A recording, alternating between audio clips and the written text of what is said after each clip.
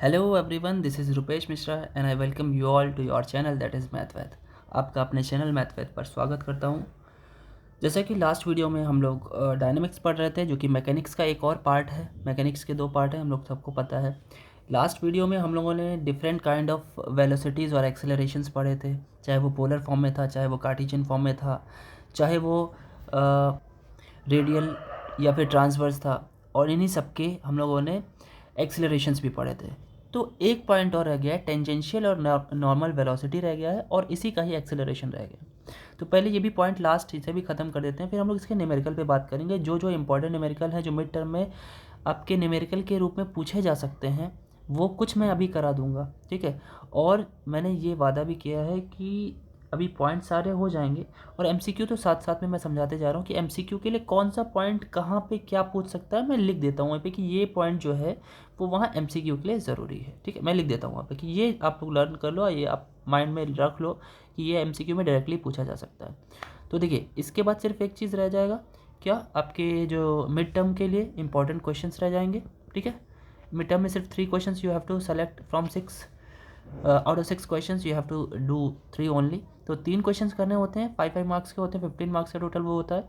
तो उसके लिए इंपॉर्टेंट जो वीडियो बनेगी सिर्फ वो स्पेशली मिड टर्म के लिए ही बनेगी, वो लास्ट टाइमिंग पे। लास्ट टाइमिंग मतलब एकदम लास्ट भी नहीं बोल रहा हूँ कि एक दिन पहले बना के रोज छोड़ दूँ, नहीं, ऐसा नहीं है। ऑलमोस्ट 2 वीक पहले ये वीडियो आपको मिलेगी, ये वाली। हर चैप्टर से रिलेटेड जो इंपॉर्टेंट पॉइंट्स होंगे, इंपॉर्टेंट क्वेश्चन होंगे, उन सबको मैं प्रूव कराऊंगा, साथ ही साथ आप लोग भी करेंगे। और जब एमसीक्यू, उसके बाद एमसीक्यू स्पेशली स्टार्ट होगा, एमसीक्यू के अच्छे अच्छे चैप्टर्स, सॉरी, अच्छे अच्छे जो क्वेश्चंस हैं वो चैप्टर्स के एक साथ बना करके आपको पोस्ट कर दिए जाएंगे, ठीक है। उसकी एक सीरीज़, एक प्लेलिस्ट अलग से बनेगी एमसीक्यू के लिए, जैसे एमसीक्यू डायनेमिक्स एमसीक्यूज़ पूरे, ठीक है। ऐसे उसकी नंबर 1 नंबर 2 वीडियो करके डाल दूंगा मैं, ठीक है। तब तक के लिए अभी हम लोग केवल पॉइंट्स को अच्छे से समझ रहे हैं कि क्या क्या हो सकता है, जिससे कि आप रिलेट कर पाओ, ठीक है। चलिए पॉइंट पे चलते हैं, टेंजेंशियल एंड नॉर्मल वेलोसिटी। देखिए, हम लोग क्या करने वाले हैं, टेंजेंशियल और नॉर्मल वेलोसिटी पढ़ने के लिए हम लोग एक पार्टिकल का पाथ पहले बना लेते हैं। एक पार्टिकल जो हमारा है वो एक पाथ पे चल रहा है, एक कर्व पे चल रहा है। लेट्स से वो उसने स्टार्ट किया पी से, ठीक है, यहाँ से स्टार्ट किया, पी पॉइंट आपका यहाँ पर ले लिया मैंने, ठीक है। या ठीक है, पी पॉइंट ले लिया मैंने यहाँ पे, और ये कहाँ तक जा रहा है, आपका क्यू तक जा रहा है। थोड़ी देर के लिए एक मिडिल में मैं पॉइंट यहाँ पे ए ले लेता हूँ, लेट से ये अपना ए है, ठीक है। और पार्टिकल ने इस डायरेक्शन में पी से ए तक की अगर डिस्टेंस की मैं बात करूँ, तो पी ए एक अर्क है ना। तो आपको पता होगा कि जब हम लोग किसी भी दो पॉइंट्स के बीच में ऊपर लाइन खींचते हैं तो ये एक स्ट्रेट लाइन होती है। बट अगर हम कोई पी ए के ऊपर ऐसे कर देते हैं, इस तरीके से थोड़ा सर्कुलर में, तो ये अर्क होता है, ठीक है। अर्क होता है, कर्व की तरह वो चल रहा है, घूम करके चल रहा है, इसलिए मैंने ऐसे लाइन खींच दी। तो थोड़ी देर के लिए जो ये पी ए अर्क लेंथ है वो मान लेते हैं एस है। एस एक डिस्टेंस है, you can say that S as space. Space है ये, थोड़ा सा पी से लेकर ए तक की जो डिस्टेंस है हमारी, मैं मान लेता हूँ वो एस है। हमारा पार्टिकल पी से स्टार्ट हुआ और ए तक पहुँचा, ठीक है। तो पी से स्टार्ट हुआ और ए तक पहुँचा, तो उसकी प्लेस में या उसकी पोजीशन में डिफरेंस आया, पहले पी पे था, अब ए पे पहुँच गया। तो आपकी जो टेंजेंशियल वेलोसिटी होती है वो टेंजेंट खींचने पे पता चलती है। कहने का क्या मतलब है, अगर आपका पार्टिकल पहले पी पर था, तो वहाँ पर अगर मैं टेंजेंट खींचता हूँ तो कुछ इस तरीके का टेंजेंट बनेगा पी पॉइंट पे, और अभी जब वो ए पर पहुँच गया है तो वहाँ पे टेंजेंट आपकी कुछ इस तरीके से होगी, ठीक है। तो टेंजेंशियल जो उसकी वेलोसिटी होगी वो इस स्पेस यानी इस डिस्टेंस पे निर्भर करेगी, और इस स्पेस को आप अर्क लेंथ भी बोल सकते हो। तो अगर मैं आपसे बात करूँ टेंजेंशियल वेलोसिटी की, टेंजेंशियल वेलोसिटी सिर्फ 10 लिख लेता हूँ, 10 वेलोसिटी, तो वो आपकी रिप्रेजेंट तो वी से ही है, ठीक है। V is equal to change in S, S में जितना चेंज आएगा विद रिस्पेक्ट टू टाइम, ठीक है, ठीक है ना। जैसे अभी तक की प्रूव किया गया बिल्कुल वैसे ही है कि हम लोग क्या करेंगे, अगर हम चाहें तो इसे एक लाइन और लिख सकते थे, like V is equal to limit delta T tending to zero और change in S upon change in T, ठीक है। और इसे ही कन्वर्ट करके हमने क्या लिखा है, चेंज इन टी, इसे ही हमने कन्वर्ट करके ये लिखा हुआ है, ठीक है। सो ये आपकी टेंजेंशियल वेलोसिटी की डेफिनेशन हो गई और एक फॉर्मूला हो गया, ठीक है। नॉर्मल वेलोसिटी क्या होगी? नॉर्मल वेलोसिटी, अगर आप टेंजेंशियल वेलोसिटी पे बात कर रहे हो, टेंजेंट पे बात कर रहे हो, और जब भी पार्टिकल किसी कर्व पर चल रहा होता है तो उस समय उसकी जो वेलोसिटी या स्पीड की जो डायरेक्शन होती है वो टेंजेंट उसकी होती है, ठीक है। टेंजेंट की डायरेक्शन में ही उसकी पूरी की पूरी वेलोसिटी होती है। तो ऐसे केस में अगर आप नॉर्मल वेलोसिटी की बात करोगे, सिंपल सी बात बता रहा हूँ, मैंने क्या बोला कि जब वो मूव कर रहा होता है किसी कर्व पे, तो ऐसे में उसकी टेंजेंशियल वेलोसिटी ही उसकी पूरी वेलोसिटी होती है। तो पूरी वेलोसिटी उसकी टेंजेंशियल ही वेलोसिटी होती है, तो नॉर्मल वेलोसिटी ऑटोमेटिक आपको ज़ीरो मिलेगी। सो नॉर्मल वेलोसिटी ऐसे केस में एकदम ज़ीरो होगी। इसे याद रखना है क्योंकि ये बहुत ही अच्छा पॉइंट है फॉर योर MCQ। ये लोग स्पेशली ऐसे पॉइंट्स को दिमाग में ज़रूर रखना चाहिए जहाँ पे कुछ सम नॉन इफ़ेक्ट हो, कुछ ऐसा इफ़ेक्ट हो जो आपको पहले से पता हो, या कुछ इम्पॉर्टेंट स्पेशल इफ़ेक्ट होता है, उसे याद रखना चाहिए। Those all will be asked directly in your examination as MCQ point of view, ठीक है। MCQ की तरह वो पूछ सकते हैं डायरेक्टली। तो टेंजेंशियल वेलोसिटी जो होती है वो पूरी की पूरी आपकी वेलोसिटी होती है अगर वो पार्टिकल कर्व पर चल रहा हो और s लेंथ को वो उसने कवर किया हो। तो velocity tangential is equal to क्या होती है? ds/dt। लेकिन ऐसे ही कि इसी पर नॉर्मल वेलोसिटी की बात करोगे तो सिंपली वो ज़ीरो होता है क्योंकि सारी वेलोसिटी टेंजेंशियल ले चुका होता है, ठीक है। इतना क्लियर है?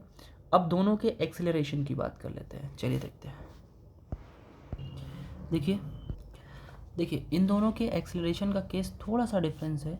नॉर्मल एक्सेलरेशन का थोड़ा सा केस डिफरेंस है, टेंजेंशियल का तो बहुत ही सिंपल है। चलिए पहले एक ग्राफ बनाते हैं, ठीक है। ये आपकी एक्स एक्सिस हो गई और वाई एक्सिस हो गई, ठीक है।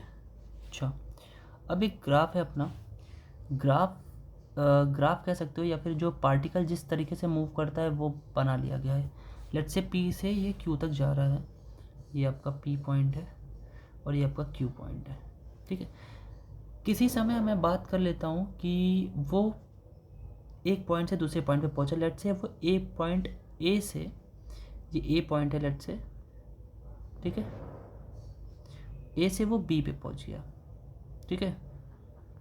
तो हमें उसकी डिस्टेंस की बात कर रहा हूँ। अगर मुझे वेलोसिटी की डायरेक्शन चाहिए ए पर, तो ए पर डायरेक्शन चाहिए तो भाई ए पर आप एक टेंजेंट खींच लीजिए, सिंपल सी बात है। ज़रूरी ये नहीं है कि वो यहाँ ओरिजिन से जाए, ऐसा ज़रूरी नहीं है। ऐसे बन गया, आप स्ट्रेट लाइन खींचोगे जहाँ से भी जाएगी आप बना सकते हो स्ट्रेट लाइन। अब बी पर मुझे पता करना है, देखिए यहाँ पे वेलोसिटी जो वी है आपकी, इसे आप वी लिख देंगे, और जो बी पर जा रही है, बी पर भी एक टेंजेंट आप ड्रॉ कर दो, बी पर भी एक टेंजेंट हो गई, ठीक है।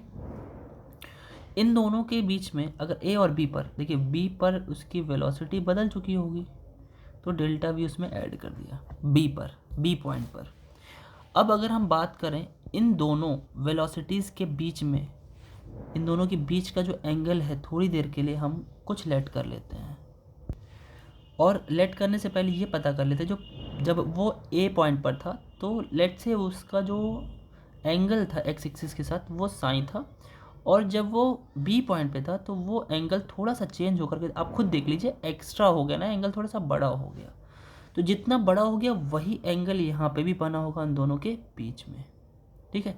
आपको ये साइन एंगल इसलिए मैं बना के दिखा रहा हूँ, फर्स्ट सेमेस्टर में हम लोगों ने, जो फर्स्ट सेमेस्टर था उसमें डिफरेंशियल कैलकुलस थी, और उसमें एक चैप्टर हुआ करता था रेडियस ऑफ कर्वेचर, उसमें कर्वेचर के बारे में पढ़ते थे, है ना।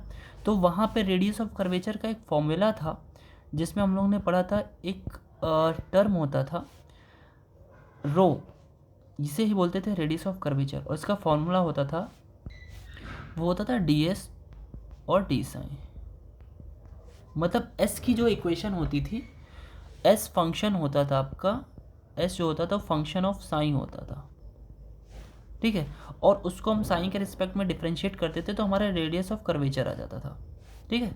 ये मैं लिख दे रहा हूँ आपके लिए, थोड़ा सा हेल्प करेगा ये, रेडियस ऑफ कर्वेचर था ये, जिसे हम रो से बोलते हैं, रो से रिप्रेजेंट करते हैं, ठीक है।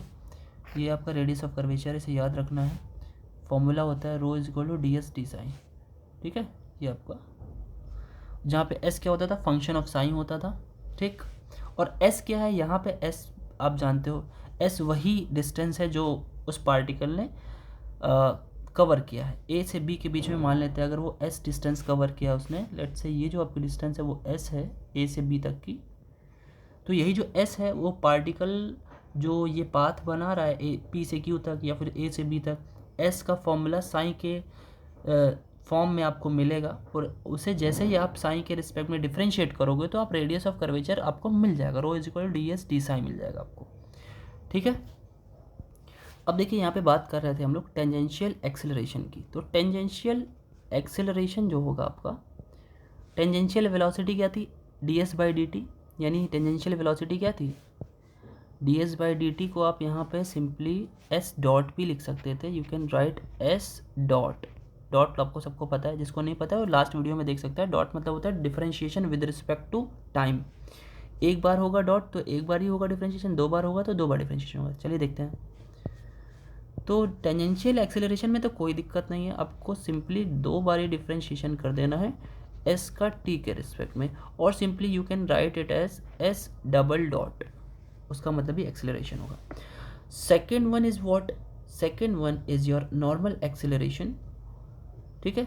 वेलोसिटी या स्पीड की बात होगी तो सिर्फ और सिर्फ वो क्या हो जाएगा आपका, टेंजेंशियल वेलोसिटी निकल के आती है एस डॉट, और नॉर्मल वेलोसिटी ज़ीरो होती है। But tangential acceleration S double dot, और नॉर्मल एक्सेलरेशन की बात करें तो नॉर्मल एक्सेलरेशन का सिंपल सा फॉर्मूला बात करें तो देखिए क्या होगा, V square D psi by D S. और अभी हम लोगों ने बताया D S by D psi को हम लोग रो लिखते हैं, यानी रेडियस ऑफ कर्वेचर लिखते हैं। तो ये आपका नॉर्मल एक्सेलरेशन का जो फॉर्मूला बनने वाला है that will be V square by rho, ठीक है। तो नॉर्मल एक्सेलरेशन की बात करें, एन ए लिख दे रहा हूँ शॉर्ट फॉर्म में, तो उसे याद रखिएगा कि वी स्क्वायर बाई रो। अब यहाँ पे रो कैसे फाइंड आउट होगा, देखिए आपकी जो क्वेश्चन होगा वो इस रूप में दिया होगा, S is equal to F sine, मतलब S is equal to function of sine होगा, और आपको जैसे ही उसे आप साइन के रिस्पेक्ट में डिफरेंशिएट करोगे तो आपका D S by D sine हो जाएगा, और इसी को रो बोलते हैं। और रो को आप उठा करके वी स्क्वायर अपॉन में रखोगे तो आपका नॉर्मल एक्सेलरेशन आ जाएगा। और ये क्वेश्चन आपके एग्जामिनेशन में पूछा जाता है कि नॉर्मल एक्सेलरेशन का फॉर्मूला जो होता है वी स्क्वायर बाई रो, उसमें रो की वैल्यू क्या है एमसीक्यू में पूछ सकता है, या फिर डायरेक्टली नॉर्मल एक्सेलरेशन का फॉर्मूला भी हो सकता है उसमें, ठीक है। चलिए अब न्यूमेरिकल्स की बात करते हैं। पॉइंट्स के बेस पे ये तो पूरा चैप्टर ख़त्म हो चुका है, न्यूमेरिकल की बात करते हैं। चलिए फर्स्ट न्यूमेरिकल देखते हैं। देखिए स्टूडेंट्स, एक न्यूमेरिकल है आपके सामने, इसमें कुछ चीज़ें आपको पता भी होनी चाहिए और वो भी आपके एमसीक्यू पॉइंट ऑफ व्यू से इम्पॉर्टेंट है। If radial and transverse velocities are always proportional, ठीक है, प्रोपोर्शनल है मतलब डायरेक्टली एक दूसरे पे डिपेंड करते हैं, मतलब एक बढ़ता है तो दूसरा भी बढ़ता है, एक घटता है तो दूसरा भी घटता है, ठीक है। Then show that the path is an equiangular spiral. ये इक्वी एंगुलर स्पिरल क्या होता है भाई, वैसे तो स्पिरल मतलब होता है एक, आपने देखा है स्पिरल का मतलब ही होता है जलेबी, ठीक है, मजाक नहीं कर रहा हूँ, सच में जलेबी होता है। तो ये जो पाथ होता है वो कुछ इस टाइप का होता है, घुमा हुआ। तो अपने को ज्योमेट्री तो नहीं पढ़नी है, अपने को ये पता करना है कि ये पाथ जो इक्वी एंगुलर स्पिरल होता है वो उसका हमारा फॉर्मूला क्या होता है। तो वो फॉर्मूला आर थीटा में होता है, पोलर फॉर्म होती है, आपको याद रखना चाहिए R is equal to A E to the power K theta. ये आपका इक्वी एंगुलर स्पिरल का फॉर्मूला है, और यू कैन से दैट ये उसका कर्व या फंक्शन है, ठीक है, इक्वेशन है। ये आपके एमसीक्यू के लिए भी इम्पॉर्टेंट है, बिकॉज ये भी पूछा जाता है कि इक्विएंगुलर स्पिरल का फॉर्मूला क्या होता है या इक्वेशन क्या होती है, ठीक है। इसे भी आप मार्कआउट कर लीजिए, दिमाग में रखिए कि इक्विएंगुलर स्पिरल होता क्या है। अब बात करते हैं जो इन्होंने पॉइंट बोला, रेडियल और ट्रांसवर्स वेलोसिटी ये प्रोपोर्शनल अगर होती हैं तो क्या होता है। तो आपको पता है रेडियल वेलोसिटी क्या होता है, आर डॉट, याद आ रहा है, आर डॉट को रेडियल वेलोसिटी बोलते हैं। और जो हमारी ट्रांसवर्स वेलोसिटी होती है वो हमारी आर थीटा डॉट होती है ना, आर थीटा डॉट। ठीक है, अब इसने बोला है कि प्रोपोर्शनल है, दैट मीन्स कि वो डिपेंड करेगी एक दूसरे पे।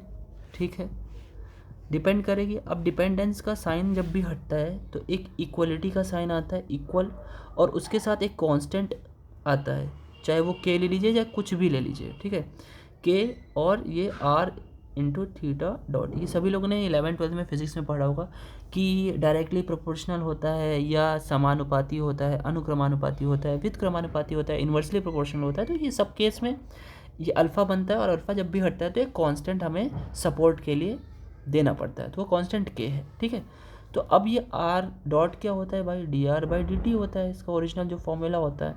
ठीक है, और के इंटू आर। ठीक है, और थीटा डॉट क्या होता है, D theta by D T. इतना क्लियर है।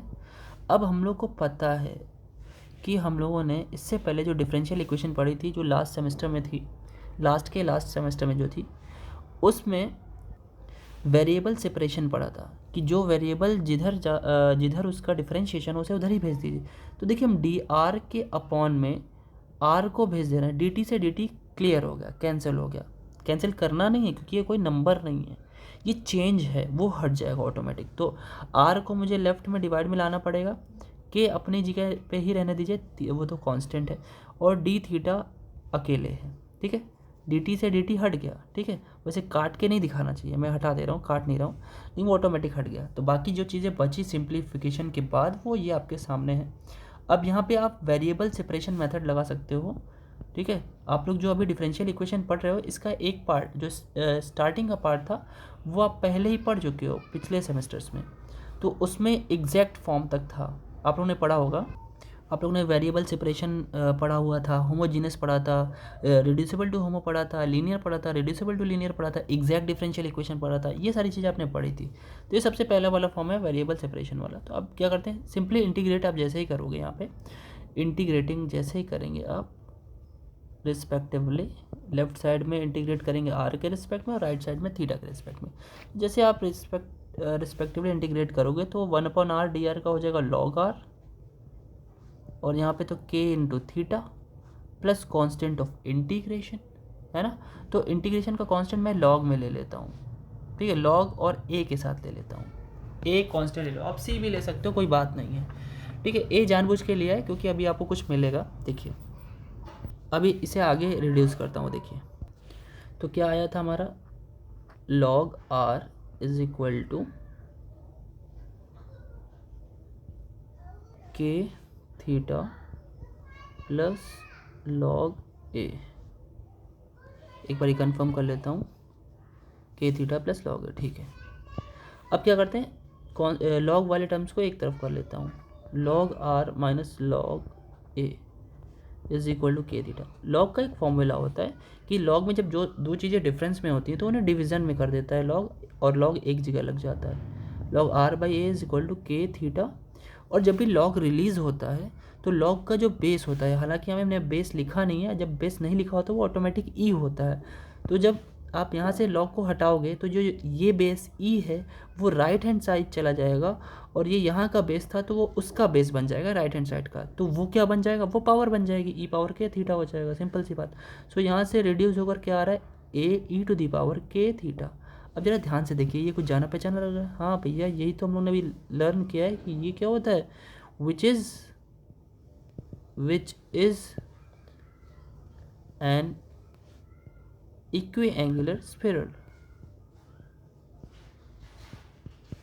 ठीक है, शेप इसका कुछ कैसा होता है, इक्विएंगुलर मतलब अगर आप इसमें किसी भी दो पॉइंट के बीच की बात करोगे, टेंजेंट निकालोगे, तो उन दोनों के बीच में जो एंगल बनेगा वो ऑलवेज ऐसे ही बनेगा। यहाँ पे जो एंगल बनेगा वहाँ पे एंगल बनेगा, हमेशा सेम बनेगा, इसीलिए इक्विएंगुलर है ये।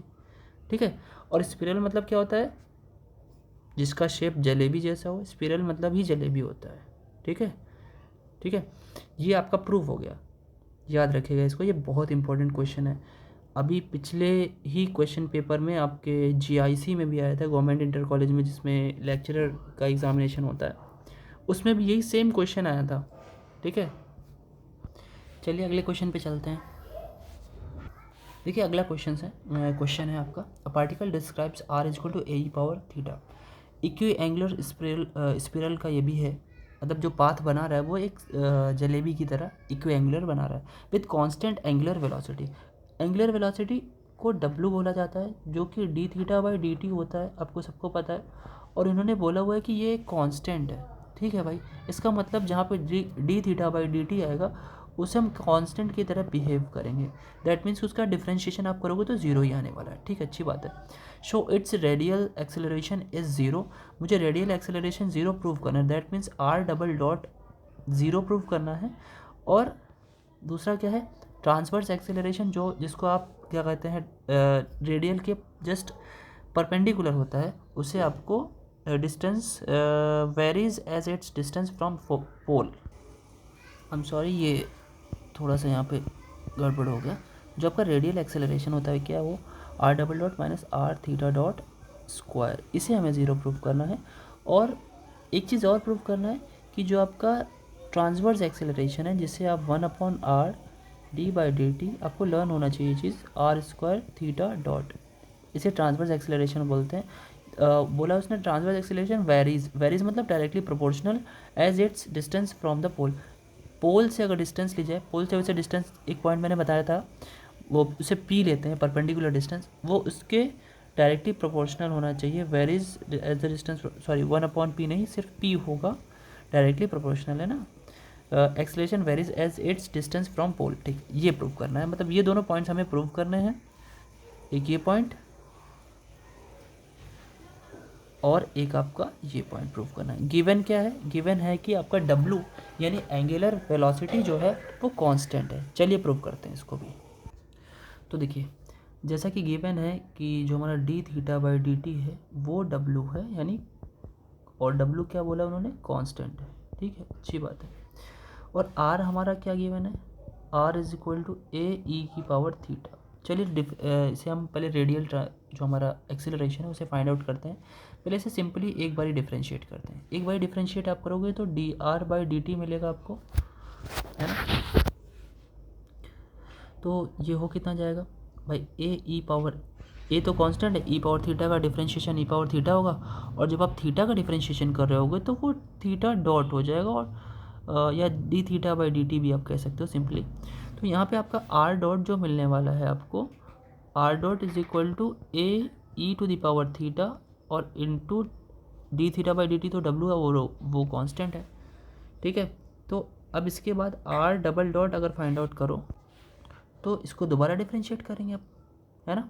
चलिए करते, ए डब्ल्यू तो कांस्टेंट होगा, ई पावर थीटा का डिफरेंशिएशन क्या हो जाएगा, ई पावर थीटा, और थीटा का डिफरेंशिएशन हो जाएगा D theta by D T. Again इसको फिर से आप डब्ल्यू लिख लोगे, क्यों, है ना। तो ये हो गया आपका ए डब्ल्यू स्क्वायर हो जाएगा और ई पावर थीटा हो जाएगा, ठीक है।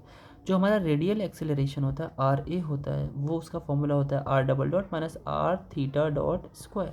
वैल्यू पुट करिए जरा, आर डबल डॉट आया आपका A W square E power theta, और आर तो आर ही है, आर के प्लेस पर ए ई पावर थीटा लिख दो, और theta dot square that means W square ना। देखिए दोनों सेम है, कट करके जीरो हो गया भाई। यही तो प्रूव करना था कि रेडियल एक्सेलरेशन जीरो होगा। अच्छा अभी ट्रांसवर्स एक्सेलरेशन की बात कर लेते हैं। तो ट्रांसवर्स एक्सेलरेशन का फॉर्मूला क्या होता है, देखिए। सो ट्रांसवर्स एक्सेलरेशन आपका है 1/r D by D T of R square theta dot, values put करते हैं भाई। आर की वैल्यू आपको जस्ट गिवन है, वो तो एग्जाम आपके क्वेश्चन में ही गिवन है। D by D T of, इस पर भी पुट कर लेते हैं, R square means A square E power 2 theta, और थीटा डॉट तो डब्ल्यू ही है। तो यहाँ पे ए स्क्वायर और डब्ल्यू तो कांस्टेंट होगा, उसे बाहर फेंक दीजिए, A square by W A E to the power theta D by D T of E power 2 theta, ठीक है। सो अभी थोड़ा सॉल्व करेंगे। अब ए से एक ए कैंसिल हो गया, सो ऊपर एक ए बच रहा है, डब्ल्यू बच रहा है, और नीचे बच रहा है ई पावर थीटा। अब आप डिफ्रेंशिएशन करोगे तो 2 into E power 2 theta into D theta by D T, D theta by D T को अब डब्ल्यू, अभी हम लोगों ने पढ़ा हुआ है डब्ल्यू बोलते, एक ई पावर थीटा से ई पावर थीटा कैंसिल हो गया, तो 2a ई पावर थीटा, और डब्ल्यू तो है यहाँ पे डब्ल्यू स्क्वायर हो गया। अगर आप बात करें ए ई की पावर थीटा, तो इतने के प्लेस पर आप वापस से आर पुट कर सकते हो, 2 × R W⁻²।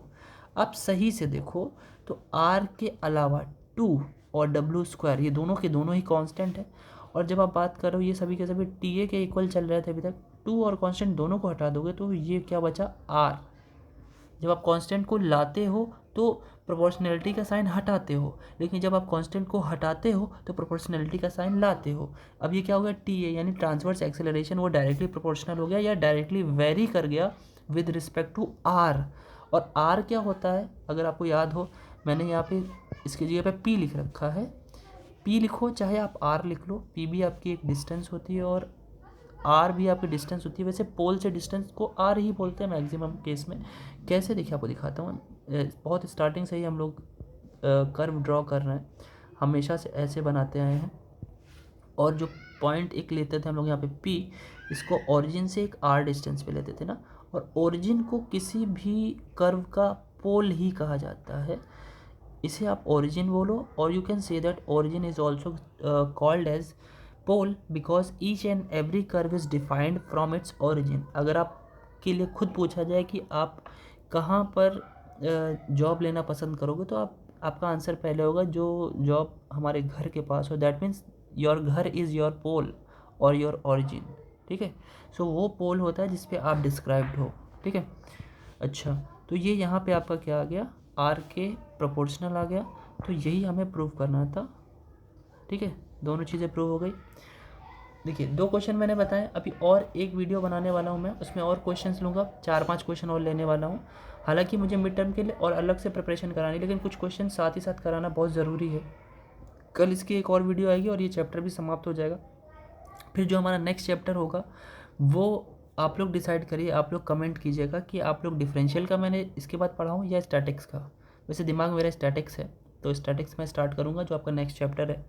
ठीक है, अभी अगली वीडियो के बाद, मतलब इसके बाद और न्यूमेरिकल की एक वीडियो बनानी है, उसके बाद जो स्टैटिक्स में स्टार्ट करूँगा। ठीक है, सेकंड चैप्टर उसका।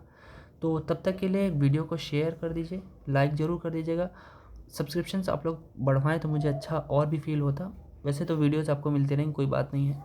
और नोट्स आपके प्रिपेयर हो रहे हैं। कुछ बच्चों ने पूछा है कि डिफरेंशियल जो मैंने पढ़ा है फर्स्ट चैप्टर, उसके नोट्स सर चाहिए थे।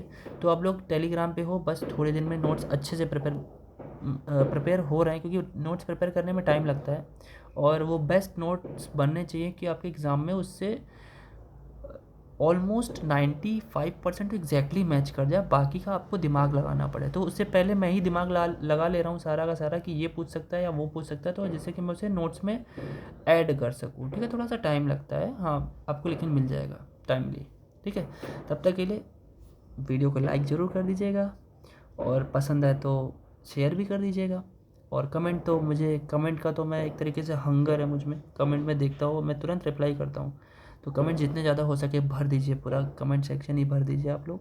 ठीक है, बाकी मिलते हैं नेक्स्ट वीडियो में आपके अपने चैनल मैथ वैथ पर। Thank you.